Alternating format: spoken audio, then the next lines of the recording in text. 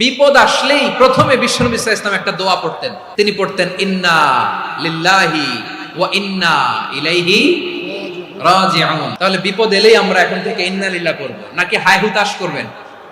একদল আছে হায় হুতাশ করে, হায় আল্লাহ রে মোর কি হইল রে, মই কি হরমু রে, মই কমবে যামু রে, এরকম বিলাপ করতে নিষেধ করেছেন বিশ্বনবী।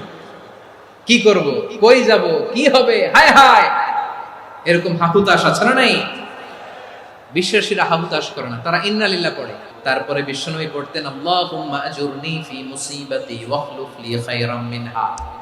একসাথে প্রথমে পড়তেন ইন্না লিল্লাহি ওয়া ইন্না ইলাইহি রাজিউন, তারপর পড়তেন আল্লাহুম্মা আজুরনি ফি মুসিবাতি ওয়াখলুফ লি খায়রাম মিনহা, মানে আল্লাহ এই যে আমি বিপদে ধৈর্য ধারণ করলাম এটার সব তুমি আমারে দাও, আর যেটা হারালাম এর চেয়ে ভালো কিছু দিয়ে মেকআপ করে দিও, ভালো কিছু দিয়ে বদল করে দিও। সুবহানাল্লাহ পড়েন।